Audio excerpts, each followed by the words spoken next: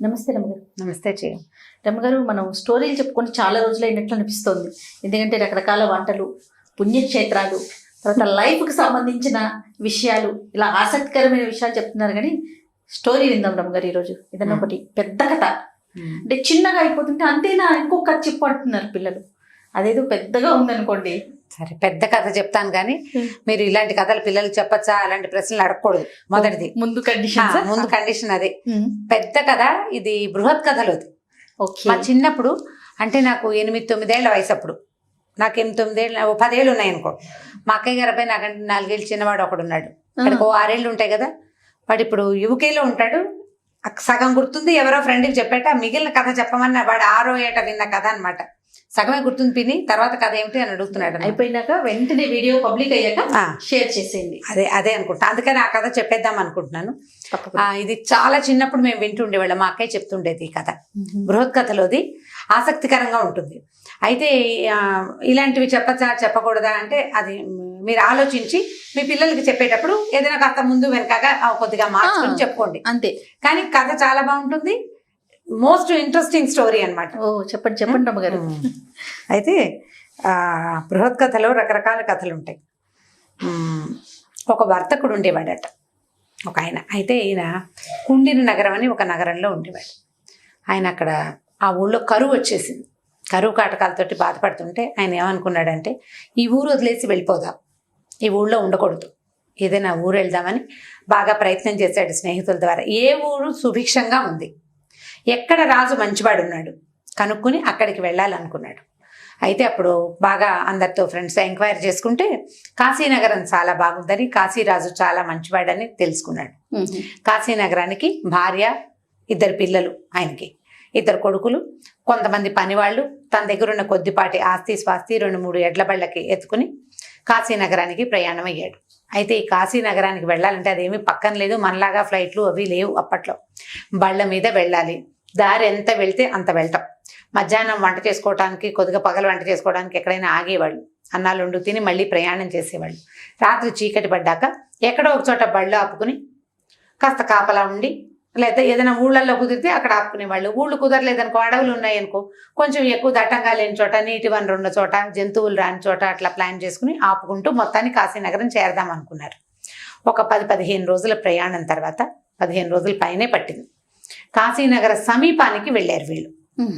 వెళ్తే ఆ పూట ఏమైందంటే చీకటి పడిపోయింది. నగర ప్రవేశం కుదరదు. అందుకని కాశీనగరం బయటే డేరా వేసుకుని ఉందామనుకున్నారు. అయితే ఈ 15 రోజుల నుంచి ప్రయాణం చేస్తున్నారు కదా. ఈయనకి 2 కొడుకులు ఉన్నారు, విజయదత్త, అశోకదత్తులు. విజయదత్తుడు, అశోకదత్తుడు అని 2 పిల్లలు. అశోకదత్తుడు పెద్దవాడు, విజయదత్తుడు రెండో పిల్లాడు. ఒక 14 ఏళ్ళవాడు, 12 ఏళ్ళవాడు, 10 ఏళ్ళవాడు అని 2 పిల్లలు, ఈ వయసు పిల్లలు. అయితే ఏమైంది, ఇంత ప్రయాణం చేసి ఉండేసరికల్లా ఈ విజయదత్తుడికి బాగా జ్వరం వచ్చేసిందట. ప్రయాణాల్లో పిల్లలు జ్వరపడతారు. అవునండి. అయితే వాడు సరే ఆ రాత్రి అక్కడ బయట ఎక్కడో ఉండేసరికల్లా వాడు బాగా చలిస్తుంది. రాత్రి 12:30-1 గంటకి బండిలో నుంచి దిగి, నాన్న చాలా చలిస్తోంది, చలిగా ఉంది, ఏదైనా చితుకులు మంటైనా మంట పెట్టకపోతే నేను బతకనేమో నాన్న, తెల్లారేసరికి నేను అయిపోతాను, ఈ చలి తట్టుకోలేకుండా ఉన్నానని బాగా ఏడ్చి గోల చేశాడు. వీళ్ళ దగ్గర ఏమీ సాధనాలు లేవు. చితుకులు మంట అంటే ఏదైనా మంట పెట్టాలంటే 4 కర్రలు పుల్లలు కావాలి కదా. అలాంటివి ఏం లేవు. ఏవో 2 లాంతర్లతోటి కాలక్షేపం రాత్రికి పడుకోవటానికి పెట్టుకున్నారు అంతే. అయితే అయ్యా ఏమీ లేవురా, మన దగ్గర పుల్లలు లేవురా, నేను నా దగ్గర ఇట్లా ఒళ్ళో కూర్చో, నేను కావలించుకుంటాను, నీకు చలి తగ్గుతుందని తండ్రి ఒళ్ళో కూర్చోబెట్టుకుంటే, పిల్లాడు నా వల్ల కాదు నాన్న, నాకు చలి బాగా సరిపోవటం లేదు, దూరంగా అక్కడెక్కడో ఒక మంట వస్తాం, ఆ మంట దగ్గరికి వెళ్దాం పదన్నాడు. అయితే ఆయన బాగా పరకాయించి చూసి, అయ్యా అది శ్మశానం రా, కాడు అది వల్లకాడు, కాశీనగర సమీపంలో బయట ఇది వల్లకాడు. ఆ కాడు అక్కడ మండుతున్నది ఏదో చితిరా, సొద అంటారు. ఆ భాషలో సొద అంటారు దాని పేరు. అదే చితిని సొద అంటారు అనమాట. అదేదో సొద, అక్కడికి వెళ్ళకూడదురా అంటే పిశాచాలు అవి ఉంటాయి, భేతాళ్ళు తిరుగుతాడు, రాత్రి 1 గంట అయిపోయింది, ఈ మండుతున్న వాటి నుంచి ఏం బయటకు వస్తాయో మనకు తెలియదురా అంటే, నాకేమైనా భయం అనుకున్నావా, నువ్వు వస్తేరా లేకపోతే లేదు, ఇది చలిపోవాలంతే, నాకు భయం భక్తి నాకేం లేవు, భయం లేదు, నాకేం భయం, పైగా కాశీనగరం బయట ఉన్నాం, విశ్వేశ్వరుడు మన చెంతుంటే మనకేం భయం నాన్న, రా అన్నాడు. సరే పిల్లాడు గోల పెడుతున్నాడు కదా అని ఈయన ఏం చేశాడు, ఒక కర్ర చేత్తో పుచ్చుకుని, అంటే నడక్కి వీలుగా ఈ పిల్లాడిని పక్కన పెట్టుకుని వెళ్ళాడు. వెళ్ళేసరికి అలా దగ్గరికి వెళ్తే చితే మండుతోంది అక్కడ. ఒక చితి కాలుతోంది. ఈ పిల్లాడు ఏం చేశాడు, ముడుచుకుని నాన్న కొడుకు ఆ చితి మంట దగ్గర కూర్చున్నారు. ఎక్కడో చోట మండుతుంటే పక్కన వెచ్చగా ఉంటుంది కదా. ఏమైంది, ఆ మెల్లిగా వీడికి చలి తగ్గిపోయింది. చలి తగ్గిపోయి వాతావరణం అంతా చూడడం మొదలుపెట్టాడు. అటు ఇటు చూస్తూ ఉంటే వాడికి తెలుస్తున్నాయి రకరకాల చితులు, సగం కాలినవి, సగం అవి ఇవి. శ్మశానాలు ఎలా ఉంటాయి, నానా బీభత్సంగానూ ఉంది. వాడికి భయం లేదు. ఇంతలో ఏమైంది, ఈ చితిలో కాలుతున్న బాడీ తాలూకుది, ఆ శవం తాలూకుది తల పుర్రె టప్పమని వెన్నెముక విరిగి ఆ కపాలం బయటకు వచ్చి పడింది. పడేసరికల్లా అదేమిటి నాన్న గుండ్రంగా వస్తుంది అని అడిగేసరికల్లా ఆయన ఏమన్నాడు, అరే కపాలం రా, పద మనం వెళ్ళిపోదామన్నాడు. కపాలం అయినేసరికల్లా అది ఈ పిల్లాడు ఏం చేశాడు, అక్కడ ఉన్న పుల్లలు పుడకలు ఉంటాయి కదా, ఓ పుల్ల తీసి ఆ కపాలాన్ని కొట్టాడు. కొట్టేసరికల్లా ఆ కపాలం టప్పమని పగిలి అందులో నుంచి ఏదో ఒక ద్రవ పదార్థం వచ్చి వీడి మొహం మీద పడింది. పడేసరికల్లా వీడు మాట్లాడుతున్నాడు నాన్నతోటి, ఇది పగిలింది అని. నోరు తెరుచుకుంది అనమాట. వాడి నోట్లో పడిపోయింది అది. పడేసరికల్లా ఏమైంది, వీడు అన్నాడు. తండ్రికి అర్థమైంది ఏదో జరుగుతోందని. ఈ కూర్చున్న 10-11 ఏళ్ల పిల్లాడు రయ్యమని ఇంత ఎత్తైపోయాడు. ఒక్కసారి రాక్షసాకారం వచ్చేసింది వాడికి. పెద్దగా ఎత్తుగా అయిపోయాడు. కోరలు, కళ్ళు మిడిగుడ్లు, అక్కడి నుంచి పెద్ద ఎత్తుగా శరీరం నిండా వెంట్రుకలు, జుట్టు జీబులాగా జుట్టు. అక్కడి నుంచి ఏం చేశాడు, ఈ పగిలిన కపాలం ఉంది కదా, దాన్ని ఇట్లా చేత్తో పట్టుకుని దాన్ని అందులో మిగిలిన ద్రవ పదార్థాన్ని ఎత్తి నోట్లో పోసేసుకున్నాడు. రాక్షసుడు అయిపోయాడు వాడు. అయిపోయి ఏం చేశాడు, అది ఆ పుర్రెని విసిరేసి పక్కన నుంచున్నాడు కదా నాన్నని పట్టుకున్నాడు చంపేయటానికి. వాడి గోళ్ళు పెరిగిపోయినాయి. 10 ఏళ్ల చిన్న పిల్లాడు ఉన్నట్టు రాక్షసుడు అయిపోయాడు. పట్టుకునేసరికల్లా ఈయన గింజుకుంటున్నాడు. పిల్లాడు ఏమైపోతున్నాడో తెలియట్లేదు, వీడెవడో అర్థం కావట్లేదు, ఆయనకి ఏం చేయాలో తెలియట్లేదు. ఇంతలో దూరం నుంచి కేక వినపడింది, కపాల స్ఫోట వదిలిపెట్టు, అతడు నీ తండ్రి అని ఒక వాక్యం వినపడింది. కపాల స్ఫోట అన్న వేరు ఇతందనమాట. ఈ పెరిగిన మాంసం రాక్షసుడు అయిపోయిన వాడిది. అంటే కపాలాన్ని పగలగొట్టిన వాడా అని అర్థం. కపాలాన్ని పగలగొట్టాడు కదా, కొట్టడం వల్లే వీడిలా అయ్యాడు. అనగానే ఈ పట్టుకున్నాడు, వీడి ఇంత మనిషి అయిపోయాడు. నాన్న వాడి పక్కన పిట్టలా ఉన్నాడు. ఈ పిట్టను ఎత్తాడు పాప మనిషిని, నాన్నని. వాడు వెనక నుంచి కేక వినపడేసరికల్లా వదిలేసాడు. ఈ తండ్రి నిర్ఘాంతపోయి చూస్తూ ఉండగానే ఆ వెనక నుంచి బోళ్ళంత మంది ఇట్లాంటి రాక్షసాకారం ఉన్న వాళ్లే వస్తూ రైమని గాల్లోకి ఎగురుతూ ఈ కుర్రాన్ని కూడా ఈ రాక్షసాకారంలో వచ్చిన ఈ అశోకదత్తుడిని, విజయదత్తుడిని చేతపుచ్చుకున్నారు. అందరూ కలిసి ఆకాశం వైపుకి ఎగిరిపోవటం కళ్ళతోటి చూసేశాడు నాన్న. ఈయన చూస్తూ ఉండగానే పిల్లాడు రాక్షసుడైపోయాడు. వాడిని ఎవరో గుంపు అలాంటి వాళ్లే పట్టుకెళ్ళిపోయారు. ఈయన నిర్ఘాంతపోయి చూస్తూ కూర్చున్నాడు. ఏం చెయ్యాలో తెలియలా, ఏడవటానికి కూడా బ్రెయిన్ పనిచేయటంలా. సడన్ గా అయిపోతే ఏం తెలియదు కదా, ఉండిపోయాడు అట్లా. కాసేపు అయ్యాక స్పృహ తెలిసింది, చూసుకున్నాడు, పిల్లాడు లేడు. శ్మశానం అంతా ఖాళీగానే ఉంది, ఎవరు ఏమి సమంతా వినిపించటం లేదు. ఏడ్చుకుంటూ బయటకు వచ్చాడు ఈయన. అయ్యో వృధాగా చల్లని పిల్లాడిని తీసుకొస్తే వాడిని అది ముట్టుకోవద్దని చెప్పనైతే కాను, నేను చెప్పాలి కదా, కనీసం చెప్పుంటే బాగుండేది. కపాలాలు అవి ముట్టుకోకూడదని. వాడు బాల్య చేష్టలతోటి ఏదో చిన్నతనపు పనితోటి వాడు చేసిన పనిని చూస్తూ ఊరుకున్నందుకు నా పిల్లాడు ఇట్లా రాక్షసుడైపోయాడు అని ఏడుస్తూ వచ్చాడు. తెల్లారింది, ఏడ్చుకుంటూ కూర్చున్నాడు. భార్య పెద్ద కొడుకు అడిగారు, ఏమైంది అంటే ఇట్లా జరిగింది అన్నారు. మర్నాడంతా వెళ్ళి శ్మశానం అంతా వెతుక్కున్నారు. ఏమీ ఆనవాళ్ళు కూడా లేవు అక్కడ. వెళ్ళిపోయాడు వాడు ఆకాశంలోకి. అక్కడి నుంచి చాలా దుఃఖపడుతూ వీళ్ళు కాశీనగరానికి చేరారు. ఇంకేం చేస్తారు, అక్కడ ఉండి ఉన్నా ఏం ప్రయోజనం లేదు. అక్కడెక్కడో తప్పిపోయాడంటే వెతుక్కుంటారు. ఆకాశంలోకి ఎగిరిపోయిన వాడి వెనకాల ఎవరు పడతారు? సరే వెళ్ళిపోయేసరికి ఈ కాశీనగరానికి చేరిన తర్వాత ఆయన ఏమనుకున్నాడంటే, 2 పిల్లల్ని తెచ్చాం, ఒక్క పిల్లాడు మిగిలాడు, వీడికైనా బాగా విద్యాబుద్ధులు అవి నేర్పించాలని చాలా శ్రద్ధగా వాడికి చదువు చెప్పించారు. వాడు గొప్ప మల్ల యుద్ధ విశారదుడు అయ్యాడు. అక్కడున్న అశోకదత్తుడు చాలా బాగా చేసేవాడు. అయితే వీళ్ళు ఈ ఊళ్ళోకి వెళ్ళినప్పుడు ఏమైందంటే, ఒక వ్యాపారస్తుడు వీళ్ళ కథ విని వీళ్ళని దగ్గర పెట్టుకున్నాడు. దాంతో ఆయన ఏం చేశాడు, ఈ కుర్రాడు చక్కగా ముచ్చటగా బాగున్నాడని వీడికి రకరకాల విద్యలు నేర్పడానికి ఆయన ఉత్సాహంగా అన్ని చేయించి వీడికి మల్ల విద్య అది నేర్పించి, యుద్ధం నేర్పించి దగ్గర ఉంచుకున్నాడు అనమాట. ఆ కాలంలోనట ఈ కాశీ రాజధాని రాజుగారికి ఆయనకి యుద్ధ విద్యలంటే చాలా సరదా. పై ఊళ్ళ నుంచి, ఆ ఊళ్ళ నుంచి, ఈ ఊళ్ళ నుంచి రకరకాల వాళ్ళు వచ్చి ఇక్కడ పోటీలకు వచ్చేవాళ్ళు. ఆ సంవత్సరం పోటీలకు వచ్చిన వాడు ఒకడు కాశీలో ఉన్న వాళ్ళందరినీ జయించేశాడు. ఇక జయించడానికి ఎవరు మిగల్లా. వాడేమో తనకి జయపత్రం ఇవ్వమంటాడు. ఒక పేపర్ అన్నమాట. కాశీలో ఉన్న వాళ్ళందరూ ఎందుకు పనికిరాని వాళ్ళు, వీడే గొప్ప విశారదుడు అని కాగితం రాసి ఇవ్వాలి. మా దగ్గర ఎవరు సత్తా లేదని ఒప్పుకోవాలి కదా. రాజుగారు ఏం చేశాడు, ఈ వ్యాపారస్తులకి వాళ్ళకి వీళ్ళకి అందరికీ చెప్పాడు, మనం జయపత్రం ఇవ్వాలి, ఎవడైనా గట్టివాడు ఉంటే చూడండి మన దగ్గర అనేసరికి సరే వీళ్ళు ఏం చేశారు, ఈ వ్యాపారస్తుడి దగ్గర కుర్రాడు ఉన్నాడు కదా అశోకదత్తుడు చాలా బలశాలి, వాడు మల్ల యుద్ధం మనం ఎన్నిసార్లు చూసాం, వాడిని దింపుదాం ఇందులోకి అని చెప్పి ఏం చేశారు, అశోకదత్తుడిని పిలిపించారు. ఆ వ్యాపారస్తుడు ఈ కుర్రాడిని తీసుకొచ్చి మల్ల యుద్ధానికి తెచ్చేశారు కదా. ఈ అశోకదత్తుడు ఈ వచ్చిన మల్లుల్ని చావచిత కొట్టేశాడు. ఫస్ట్ టైము తన ప్రతిభను చూపించుకునేందుకు అవకాశం వచ్చింది. దాంతో చక్కగా ఫైటింగ్ బ్రహ్మాండంగా జరిగింది. వాడు ఓడిపోయాడు. అప్పటి నుంచి ఇతనికి చాలా పేరు వచ్చింది కాశీనగరంలో. సరే ఇలా జరుగుతూ ఉండగా రాజుగారు ఏమనుకున్నారంటే, వీడు బాగున్నాడు, చక్కగా ఏకపుత్రుడు, వీడికి ఇవేమీ లేవు, ముందు వెనక ఏం లేవు, వీడు వయసు లేనప్పటికంటే వీళ్ళు బిజినెస్ వాళ్ళు చేసేవాళ్ళు అయినప్పటికీ రాజుగారికి ఒక్కతే అమ్మాయి, వీడిని కనుక రాజును చేసుకుంటే చక్కగా రేపు వ్యవహారాలు బాగా నడుస్తాయని ఆలోచించి ఆ వ్యాపారస్తుడికి, మీ దగ్గర శిష్యుడు ఉన్నాడు, వాడిని మా అమ్మాయికి పెళ్లి చేసుకుంటామని అడిగారు. ఇంతలో ఏమైందంటే రాజుగారు రాణి గారికి చెప్పాడు, ఈ అబ్బాయిని పెళ్లి చేసుకుందాము అని అనేసరికల్లా సరే ఆవిడేముందంటే, మన అమ్మాయి కూడా ఇతను చూసి ఆల్రెడీ ఇష్టపడింది, మీరేమంటారు అని మేము ఆలోచిస్తున్నాము అంటే, కాదు నేను పెళ్లి చేస్తానని ఒప్పుకున్నాడు.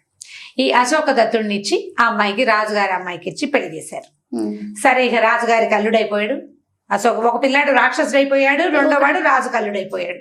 ఈ రాజుగారి ఇంట్లోనే ఉంటుండే వాళ్ళ కుటుంబం అంతా. అయితే ఈ కాశీనగరం చివర వల్లకాడు ఉందని చెప్పుకున్నాం కదా, ఆ వల్లకాటికి సమీపంలో ఒక పరమశివ దేవాలయం ఉందట, ఒక శివుడి దేవాలయం ఉంది. ఒకరోజు రాజుగారు ఈ శివుణ్ణి సేవించడానికి చీకటి వేళ వెళ్ళారట. వెళ్ళినప్పుడు ఏమైంది, ఆయనతో పాటు అశోకదత్తుడు తోడెళ్ళాడు. అల్లుడు గారు తోడెళ్తే ఏదో అయ్యింది అక్కడ వ్యవహారం. పూజ అయిన తర్వాత తిరిగి వస్తుంటే ఎవరో ఈ శ్మశానంలోంచి మాట్లాడుతున్నారు. ఏమని వినపడ్డాయి మాటలు, అయ్యా నాకే పొరపాటు లేకుండానే నేను కొరత వేయబడ్డాను, 3 రోజులైంది నన్ను కొరతేసి, నాకు చెప్తాను, కొరతేశారు నాకు, అంటే నా తప్పు లేకుండానే నాకు శిక్ష పడినా పర్వాలేదు, ప్రాణం పోతే అదే చాలు, నాకు నా ప్రాణం పోవటం లేదు, దాహంగా ఉంది, మంచినీళ్ళు పోయండి, నేనే తప్పు చేయలేదు, నేను నిరపరాధిని అని మాటలు వినపడుతున్నాయి. ఎవరో పిలుస్తున్నారు మంచినీళ్ళు కావాలని. అయితే ఈ రాజుగారు అన్నారు, అశోకదత్త మంచినీళ్ళు ఇస్తే బాగుంటుందో, ఎవరినైనా ఇచ్చి మంచినీళ్ళు ఇచ్చి పంపించమన్నాడు. అయితే అశోకదత్తుడు అన్నాడు, దానిదేముందండి మళ్ళీ ఎవరినో పిలవటం ఎందుకు, నేనే ఇస్తాలేండి మంచినీళ్ళు అన్నాడు. సరే మంచినీళ్ళు ఒక పాత్ర పుచ్చుకుని ఎవరో అని శ్మశానంలోకి నడుచుకుంటూ వెళ్ళాడు. రాజుగారి ఇంటికి వెళ్ళిపోయాడు, అశోకదత్తుడు శ్మశానంలోకి వెళ్ళాడు. ఇక చెంబు పుచ్చుకున్నాడు, ఒక చెంబు ఏదో పుచ్చుకున్నాడు, నడుస్తున్నాడు లోపలికి. ఎవరు మంచినీళ్ళు అడిగింది అని వెతుక్కుంటూ వెళ్ళాడు. వెళ్ళేసరికల్లా ఒక చోట కొరత వేయబడిన ఒక వ్యక్తి కనపడ్డాడు. వీడికి కొరత అంటే ఏంటంటే ఒక శిక్ష. అది ఆ శిక్ష ఏంటంటే ఒక పొడుగాటి శూలం ఉంటుంది. ఆ శూలానికి ఇంతంత అడ్డకట్లు ఉంటాయి. మనిషిని కింద భాగంతో ఇట్లా దింపేస్తారు, అందులోకి డైరెక్ట్గా ఇట్లా దిగిపోతాము.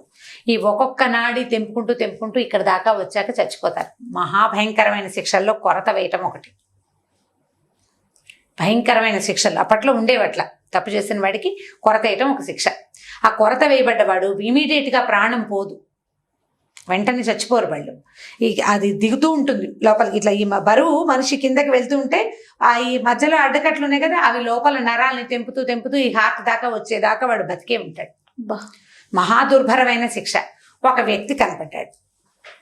ఆ వ్యక్తి ఎక్కడైతే కనపడ్డాడో ఆ కింద ఒక పరమ సౌందర్యవతి ఒక ఆవిడ చక్కటి అలంకారాలతోటి కింద కూర్చుని ఏడుస్తూ కనపడేసరికల్లా ఈయన తెలబోయి, ఏమమ్మా ఎవరమ్మా ఎందుకు ఇట్లా రాత్రి వేళ ఇందులో కూర్చుని ఏడుస్తున్నావంటే, కాదండి మా ఆయనేనండి, నా భర్తే కొరతేశారు, 3 రోజులైంది, చనిపోడు, ఆయన పోయాక సహగమనం చేద్దామని ఆయన కోసం ఇక్కడ కూర్చున్నానండి, ఆయన మంచినీళ్ళు అడుగుతున్నాడు పాపం, ఆ కొర్రేమో చాలా ఎత్తు, నేనేమో పొట్టిదాన్ని, అంత ఎత్తు ఎత్తలేను కదండి, మంచినీళ్ళు ఎట్లా ఇవ్వాలో తెలియక ఏడుస్తున్నాను, ఆయన ప్రాణం పోతే రాజభట్లు వచ్చి దింపేస్తారు, ఇది చేస్తారు, శ్మశానాలు అంటే అంత్యక్రియలు చేస్తారు, ఆయనకి చితిలో పెట్టినప్పుడు నేను కూడా ఆయనతో పాటు చీత ఎక్కుతా, సతీసాగమనం చేస్తాను, కూర్చున్నా, అప్పటి రోజులు కదా అవి, అందుకని కూర్చున్నాను అంది. అనేసరికల్లా ఈయన అయ్యో పాపం అని, దాని దేవుందమ్మా నేను వంగుతా, నా వీపు మీద ఎక్కువ మంచినీళ్ళు నేను తెచ్చాను, నీళ్లు పోయమ్మా పాపం మానవుడు అన్నాడు. సరేనని ఆవిడ చెంబు పుచ్చుకుంది.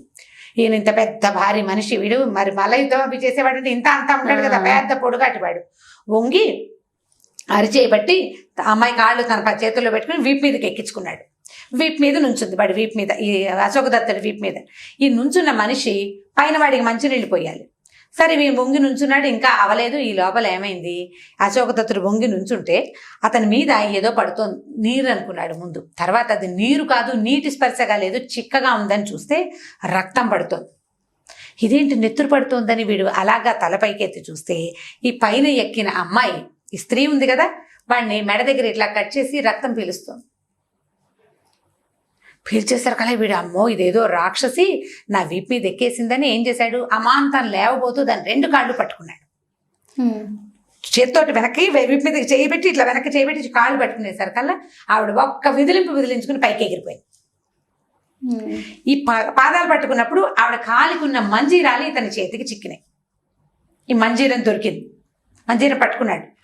ఇది చేతిలో ఉండిపోయింది. ఈ అమ్మాయి ఆకాశంలోకి ఎగిరిపోయింది. అది ఎవరో యక్షిణి పైకి ఎగిరిపోయింది. ఎగిరిపోయేసరికల్లా అటు ఇటు చూశాడు. ఈ కొర్రు మీద మనుషున్నాడే వీడు కూడా మాయమైపోయాడు, వాడు లేడు అక్కడ, అది లేదు. ఈ యక్షిణి పైకి ఎగిరిపోయింది. ఎవరికైతే మంచినీళ్ళు ఇవ్వాలని తను ప్రయత్నం చేస్తున్నాడో అసలు ఆ మనిషి కూడా అక్కడ లేడు, అసలు ఆ కొరత స్తంభమే లేదు అక్కడ. సరే అయితే ఏదో మాయగా ఉందని తను ఏం చేశాడు, ఆ మంజీరం చేత్తో పుచ్చుకుని ఇంటికి వెళ్ళిపోయాడు. కాళ్ళు కడుక్కుని పోయి పడుకున్నాడు. తెల్లారిన తర్వాత రాజుగారి కొలువుకి తండ్రి దగ్గర మామగారి దగ్గరికి వెళ్ళాడు. వెళ్తే మామగారు అన్నారు, ఏమో ఈ రాత్రి వాడికి మంచినీళ్ళు పోసావా, ఏం జరిగిందంటే, ఏం జరిగింది ఇదిగో ఇదండి విశేషం అని ఆ మంజీరం తీసి రాణిగారి చేతికి ఇచ్చాడు. ఇచ్చేసరికల్లా బాగుంది కదా. సరే ఈ కథ అంతా విన్నారు. ఏదో మాయ, ఎవరో యక్షస్త్రీ ఈ పని చేస్తుంటుంది, వాడి రక్తం తాగడానికి వచ్చింది, కానీ నిన్నెందుకు ఆసరాగా తీసుకుందో నాకు అర్థం కాలేదన్నాడు రాజు. ఇదేదో వింతగా ఉందనుకున్నారు. అయితే ఆ మంజీరాన్ని చూస్తే ఎంతో అత్యద్భుతంగా ఉంది, చాలా బాగుంది, ఎంత బాగుందో. అక్కడి నుంచి రాణిగారు ఏం చేస్తుంటే ఈ మంజీరం బాగుంది, కాలికి పెట్టుకోవచ్చు, జత రెండోది చేయిస్తే బాగుంటుందని ఏం చేసింది, స్వర్ణకారుడిని పిలిచిందట. స్వర్ణకారుడు అన్నాడు, అమ్మా ఈ వస్తువు మేము చేయగలిగేది కాదు, ఎందుకంటే ఇది ఒక దేవతా వస్తువు, ఇది భూలోకంలో చేయబడింది కాదు, దీని లోపల వీడు ముత్యాలు ఎలా పెట్టాడో మాకు తెలియటం లేదు, ఇలాంటి వస్తువు అక్కడ తయారైందే రావాలి తప్ప ఇక్కడ మేము చేయలేము అన్నాడు. అయితే ఆవిడ ఏం చేసేది, ఆ మంజీరాన్ని ముంజేతికి చుట్టుకుని తిరిగేది. ఆవిడ ఎంతసేపు దాన్ని చూసుకునేది, ఆవిడకి ఇష్టం, అది నచ్చింది. కొన్నాళ్ళు అయిన తర్వాత రాజుగారు ఏదో సందర్భ వశంలో ఏమన్నాడు, ఇలాంటిది ఇంకోటి ఉంటే మీ అత్తగారికి కావాలటో చేయిద్దామని ప్రయత్నం చేస్తే కుదరలేదు అంటే, ఏముంది ఎక్కడ దొరికిందో అక్కడే ఇంకోటి సంపాదిస్తే సరే అన్నాడు.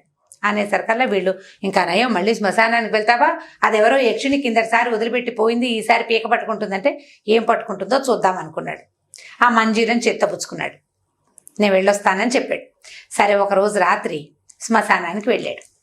వెళ్ళి చూస్తున్నాడు, వెతుకుతున్నాడు, ఎవరైనా స్త్రీ కనపడుతుందేమోనని. చూశాడు. ఆవిడ ఏం తట్టిందంటే ఆయనకి, ఆ రోజు ఆవిడ తన వీపు మీదకి ఎందుకు ఎక్కింది, వాడెవరిదో రక్తమాంసాలు పీల్చడం కోసం. సో ఇప్పుడు రక్తమాంసాలు కనుక ఇస్తానంటే వస్తుందేమో అని అనుకుని అక్కడ ఏదో ఒక శవం వేళ్లాడుతుంటే ఆ శవాన్ని భుజానేసుకున్నాడు. అరవడం మొదలుపెట్టాడు. రక్తం మాంసం కావాలా, ఎవరికైనా కావాలంటే అమ్ముతాను, కొనుక్కోండి అని శ్మశానం అంతా తిరిగాడు. ఒక మర్రి చెట్టు కింద కొంతమంది స్త్రీలు కూర్చొని ఉన్నారు. కూర్చుంటే ఆ స్త్రీలలో ఒక ఆవిడ దగ్గరకు వచ్చింది. నేను కొంటాను, ఎంత వెల చెప్పమంది. ఈయనేం చేశాడు, ఈ దట్టిలో పెట్టుకున్నాడు ఈ మంజీరం, ఇది ఎత్తి చూపించాడు. ఇలాంటి వస్తువు ఇంకొకటి ఇస్తానంటే ఈ శరీరాన్ని ఇచ్చేస్తానని. ఆ వస్తువు చేత్తో పుచ్చుకుని ఆవిడ నవ్వింది, ఇది నాదే అని చెప్పింది. ఇది నాదేనంటే అన్నాడు, మరి ఆ రోజు నువ్వేదో చేసావు, నా వీపు మీద ఎక్కావు, ఈ మంజీరం వదిలిపెట్టి పోయావంటే నిన్ను మళ్ళీ రప్పించడం కోసమే ఈ మంజీరాన్ని వదిలిపెట్టానని ఆవిడ ఏం చెప్పిందంటే, ఆవిడ ఒక చిత్రలేఖ అనే ఒక యక్షిణి, రాక్షసి ఒక రకంగా చెప్పాలంటే. అయితే మా రాజు, నా భర్త చనిపోయాడు, నాకు ఒక కూతురు ఉంది, ఆ కూతుర్ని మరి ఎవరైనా ఒక మంచి వాడికి ఇచ్చి పెళ్లి చేయాలని నా కోరిక. అయితే నా కూతురు ముందు జన్మలో ఒక విద్యాధర కన్యకి ఇలా కూతురుగా పుట్టింది. అయితే ఆ విద్యాధరుడు ఎవడైనా ఇలాంటి వాడు అంటే, ఇలా యక్షుడు గంధర్వులే మానవాంశగా పుట్టిన వాళ్ళని వెతుక్కుంటున్నాను నేను. నువ్వు విద్యాధరుడివి, అంతకుముందు విద్యాధర రాజకుమారుడివి, నువ్వు ఇట్లా ఈ కుమారుడిగా పుట్టే వైశ్య కుమారుడిగా, అందుకని నేను నిన్ను పట్టుకోవటం కోసమే వచ్చాను. అయితే నిన్ను ఆకర్షించడం కోసమే ఆ కొర్రుని ఆ మనిషిని నేనే ఏర్పరిచాను. నువ్వు మళ్ళీ నన్ను వెతుకుంటూ రావడం కోసమే నా మంజీరం నీ చేతికి చిక్కేలాగా చేశాను. నువ్వు నాతో రా, వచ్చి నా కూతురుని పెళ్లి చేసుకో, నీకు ఇంకో మంజీరం కావాలంటే ఇస్తానంది. ఈయనకి కూతురు పెళ్లి మీద ఆసక్తి లేదు, కానీ ఇప్పుడు ఆ మంజీరం ఒకటి కావాలి, అతను తెచ్చిస్తానని చెప్పాడు. సరేనంటే ఆవిడ ఏం చేసింది, ఈ చిత్రలేఖ ఈ అశోక దత్తుని వెంబడి పెట్టుకుని తీసుకెళ్ళిపోయింది తన ఇంటికి. తీసుకెళ్తే ఇక్కడ కాశీరాజ కుమార్తె పైనేమో అనంగలేఖ, అక్కడ విద్యుత్ ప్రభ అనే ఒక పెళ్లి కూతురు ఉంది. ఈ రాక్షస తాలూకు చిత్రలేఖ తాలూకు కూతురు. ఆ కూతురునిచ్చి ఇతనికి అశోక దత్తుడికి పెళ్లి చేసేసింది. ఈ 2 పెళ్లిళ్ళు 3 పెళ్లిళ్ళు ఆ రోజుల్లో సహజమే, అదేం పెద్ద విశేషమైన సంగతి ఏం కాదు. సరే, కొన్నాళ్ళ పాటు భార్యతో పాటు అతను ఆ ఊళ్ళోనే ఉండిపోయాడు, వాళ్ళ ఊళ్ళోనే ఉండిపోయిన తర్వాత ఏమన్నాడు, నేను మళ్ళీ వస్తాను. ఇలా రాజులు ఒక చోట పెళ్లి చేసుకుని, లేదా ఆ రోజుల్లో పెళ్లి చేసుకుని ఆ భార్యను ఆ ఊళ్ళోనే వదిలిపెట్టి సొంత ఊరు రావడం, కొన్నాళ్ళకి మళ్ళీ వెళ్ళటం అనేది సహజంగా జరిగేది. భార్యాభర్త కలిసి ఒకే చోట ఉండాలనే నియమం ఉన్న కాలం కాదనమాట అది. ఏం చెప్పాడు విద్యుత్ ప్రభకి, నేను ఇంటికి వెళ్తాను, వాళ్ళందరూ నా కోసం వేచి ఉంటారు అని చెప్తే ఆవిడ ఏం చేసింది, ఇతని దగ్గర మంజీరం ఉంది కదా, అలాంటిదే ఇంకో మంచి దాని జోడుని అతని చేతిలో పెట్టింది, వెళ్ళి రమ్మంది. ఆ వెళ్ళేటప్పుడు అల్లుడికి కానుకగా ఒక బంగారపు తామర పువ్వుని ఆయనకి ఇచ్చింది. మొగ్గ పువ్వులాగా లేదు, అది మొగ్గలాగా ఉన్న బంగారు మొగ్గని, తామర మొగ్గని గిఫ్ట్గా ఇచ్చి పంపించింది. సరే, పైనుంచి కిందకి తీసుకొచ్చి దింపేశారు. ఈయన నడుచుకుంటూ ఇంటికి వెళ్ళిపోయాడు. అందరూ సంతోషించారు. ఇన్నాళ్ళు అయింది, ఎన్నాళ్ళు అయిపోయింది కదా, తను వీళ్ళు పెళ్లి కూడా చేసుకుని కొన్నాళ్ళు మనగొడుకులు పెళ్లి కొడుకు అక్కడ ఉండొచ్చాడు కదా, వీళ్ళు వెయిట్ చేస్తున్నారు అతని కోసం. సరే, వాళ్ళంతా ఉత్సాహంగా బాగా ఎదుర్కొని, ఆహాహా ఎంతో గొప్ప పని చేసావంటే ఈ 2 మంజీరాలు చేతిలో పెట్టాడు, ఇది అత్తగారికి గిఫ్ట్ ఇచ్చాడు. ఇచ్చి ఆ పువ్వు ఇచ్చింది కదా, పువ్వుని మామగారికి గిఫ్ట్గా ఇచ్చాడు. ఎంత మంచి అల్లుడు, మంచి అల్లుడు, బంగారు అల్లుడు. మరి రాజుగారు కదా ఆయన, అందుకని ఇచ్చాడు. ఇస్తే ఏమైంది, ఈ రాజుగారు వాళ్ళ దగ్గర ఒక గొప్ప శివాలయం ఉందట. శివాలయంలో స్వామికి అటు ఇటుగా 2 బంగారు కలశాలు ఉండేవి, వెండి కలశాలు ఉండేవి. ఒక కలశంలో ఈ పువ్వుని పెట్టాడు. పువ్వు పెడితే అసలు ఆ వెండి కలశం పత్తెల్లగా, దాని మీద ఈ బంగారపు పువ్వు ఎంతో అత్యద్భుతంగా ఉంది. సరే, రోజు స్వామిని సేవించుకునేవారు. ఈ బంగార పువ్వుతోటి తీర్థం ఉంచి లింగం మీద ఇట్లా శివలింగం మీద చల్లేవాడు. చల్లి మళ్ళీ ఆ కలశంలో పెట్టేవాడు ఆ నీళ్ళలో. తర్వాత కొన్నాళ్ళకి రాజు ఏమనుకున్నాడు అన్నట్టంటే, ఒక్క పువ్వే ఉంది, ఈ 2వ కలశంలో కూడా 2వ పువ్వు ఉంటే ఎంత బాగుండేదో, శోభాయమానంగా ఉండేది, మధ్యలో స్వామి 2 బంగారపు తామర పువ్వు, ఎంత బాగుంటుంది అని అనేసరికల్ అద్భుతంగా ఉంటుంది. అనేసరికల్ అశోక దత్తుడు అన్నాడు, ఏముంది, ఆవిడ అత్తగారు ఇచ్చింది పువ్వు, ఇంకో పువ్వు కావాలంటే అడిగితే ఇస్తుంది, చాన్నాళ్ళైంది, నేను కూడా వెళ్ళి వాళ్ళ దగ్గర వెళ్ళొస్తాను అన్నాడు. అంటే ఈ భార్య, ఈ అమ్మాయి అనంగలేక ఒప్పుకోలేదు. వద్దు, నువ్వు వెళ్తే అక్కడ ఏం ప్రమాదాలు ముంచుకొస్తాయంటే, ప్రమాదానికి ఏముంది, పువ్వు వాళ్ళ ఇంట్లో ఉంది, ఇచ్చారు, ఇంకో పువ్వు ఇస్తారు, అంతకంటే ఏముంది, అంతకంటే ఏమీ లేదన్నాడు. అని చెప్పి చక్కగా వెళ్ళాడు. వెళ్ళేసరికల్లా ఏమైంది, అత్తగారింటికి వెళ్ళాడు. విద్యుత్ ప్రభ చాలా సంతోషించింది భర్త వచ్చినందుకు. కొన్నాళ్ళు ఉన్న తర్వాత, మీరు నాకు ఒక తామర పువ్వు ఇచ్చారు కదా, అలాంటిది ఇంకొక పువ్వు ఇవ్వండి, కింద భూలోకంలో మా కాశీరాజు మామగారికి కావాలని అడిగాడు. అడిగేసరికల్లా ఆవిడంది, ఆ పువ్వులు మనకెక్కడ వినాయన, మా రాజుగారు ఏదో సందర్భంలో నన్ను మెచ్చి ఆ పువ్వు ఇచ్చాడు, అందుకని ఉంది మన దగ్గర ఇప్పుడు ప్రస్తుతం మన దగ్గర లేవు, ఇది యక్షలోకంలో ఉంటాయి, ఒక బంగారు కొలను ఉంది, ఆ కొలంలో ఆ తామర పువ్వులు ఉంటాయి, అది మనకి అందదు, అది కపాల స్ఫోటుడు అనే పేరున్న మా రాజుగారికి సంబంధించింది, ఆయన పరమ క్రూరుడు, వేరే వాళ్ళు వచ్చి తీసుకోవడానికి వీల్లేదు, మానవులకి ప్రవేశం లేదు, కాబట్టి మనం వెళ్ళలేమంటే ఇతను ఒప్పుకోవాలి, ఏం కాదు, వెళ్ళి తీరాల్సింది. నేను అక్కడి నుంచి ఇక్కడికి రాలా మంజీరం కోసం, అంతే. అలాగే నేను వెళ్ళి తెచ్చుకుంటాను, నాకు శక్తి ఉంది, నేను మల్ల యుద్ధ విశారదుడిని, నాకు కత్తి యుద్ధం బాగా వచ్చు, ఏమైనా సరే ఆ పువ్వు కావాల్సింది, నేను అక్కడ మాట ఇచ్చి వచ్చాను కాబట్టి పువ్వు కావాలి నాకు. సరే, ఇతను ఏం చేశాడు, ఆ మెల్లిగా యక్షలోకంలోకి వెళ్ళే దారి తెలుసుకుని అందులోకి వెళ్ళాడు. వెళ్ళేసరికల్లా ఈ పువ్వులు చెరువు కనపడుతుంది, బంగారు పొలం నిండా తామర పువ్వులు, కొన్ని విచ్చినవి, కొన్ని ముడుచుకున్నవి, కొన్ని ఆకులు, మధ్యలో హంసలు, ఎంతో మనోహరంగా ఉంది. అదంతా చక్కగా చూసాడు, చాలా బాగుంది, చూడడానికి అత్యద్భుతంగా ఉంది అని అనుకుని ఒక పువ్వు కోయిపోయాడు. పువ్వు ముట్టుకునేసరికి టకటక రాక్షసులు ప్రత్యక్షం అయిపోయారు. అందరూ కలిసి మూకొమ్మడిగా ఇతన్ని పట్టుకున్నారు. ఇతను యుద్ధం చేశాడు యథాశక్తి, ఇద్దరు కలిసి వాళ్ళు వీళ్ళు పోట్లాడుకున్నారు. ఇంకేముంది, కత్తి ఉంది, కత్తి జలిపిస్తాడు, వాళ్ళు కూడా ఏదో యుద్ధం చేస్తారు, కొంతమందికి తగులుతుంది, కొంతమందికి తగలదు, ఇలా గందరగోళంగా అయ్యేసరికల్లా ఇక్కడ ఇంత హడావిడి జరుగుతుంటే ఏం జరుగుతుందా అని ఆ యక్షుల తాలూకు రాక్షసరాజు అయిన కపాల స్ఫోటుడు అక్కడికి వచ్చాడు. వచ్చేసరికల్లా ఈ దగ్గరికి వచ్చేసరికి అన్నని గుర్తుపట్టాడు అతను. ఆ కపాల స్ఫోటుడు ఎవరంటే ఈ అశోక దత్తుడు తనకు తమ్ముడైన విజయ దత్తుడు దగ్గరికి వెళ్ళి చేతులు పట్టుకున్నాడు. అంటే అతనికి మొదట జ్ఞాపకం లేదు, ఇతను చూడంగానే గుర్తొచ్చింది, అన్నని గుర్తుపట్టేశాడనమాట. అంటే వెళ్ళిపోయే నాటికి అతనికి 12 ఏళ్ళు, ఇతనికి 14 ఏళ్ళు. 14 ఏళ్ళ పిల్లాడి మొహం 50 ఏళ్ళు వచ్చిన మొహం అలాగే పెద్ద తేడా ఉంటుంది, మీసాలు వస్తాయి, పెద్ద డిఫరెన్స్ రాదు కదా. చేతులు పట్టుకున్నాడు, గుర్తుపట్టుకుని ఈయన గుర్తుపట్ల, అశోక దత్తుడు గుర్తుపట్టలేదు, విజయ దత్తుడే గుర్తుపట్టాడు. కపాల స్ఫోటుడే తన అన్నని గుర్తుపట్టాడు.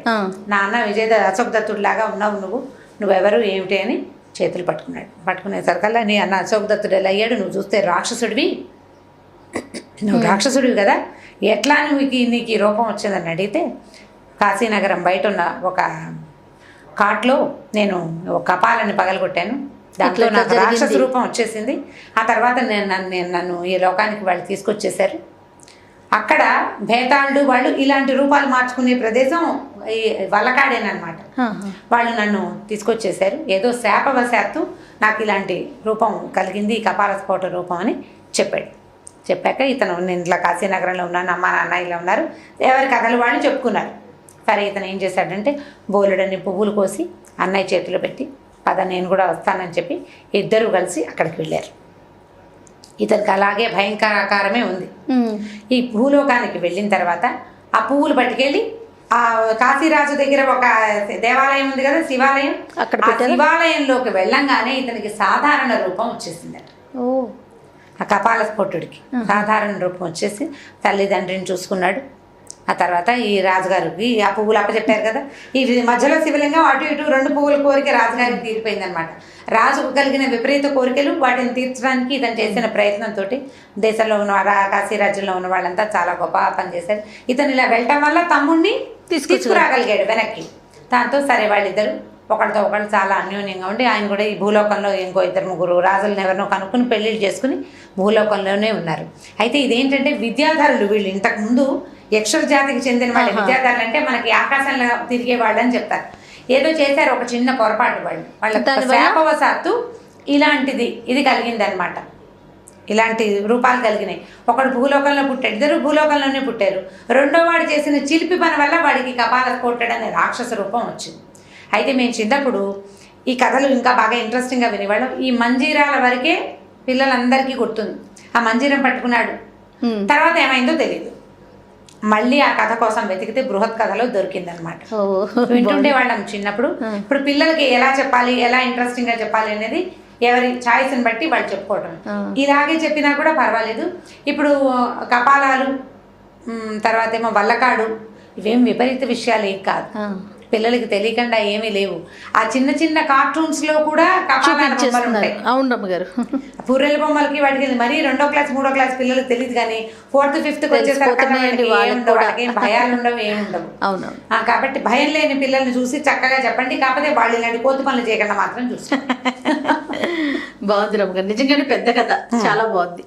మీరు పుస్తకాల్లో చదివితే ఇంకా ఎక్కువ ఇంట్రెస్ట్, ఇంకెక్కువ వర్డ్స్ ఉంటాయి కాబట్టి ఎక్కువ వర్డ్స్ ఉంటాయి. ఇంకొక స్టోరీతో మళ్ళీ కలుద్దామండి. తప్పకుండా. నమస్తే రమ్మ. ఈ వీడియో కనుక మీకు నచ్చినట్లయితే లైక్ చేయండి, షేర్ చేయండి. మరిన్ని వీడియోస్ కోసం మా ఛానల్ని సబ్స్క్రైబ్ చేసుకోండి.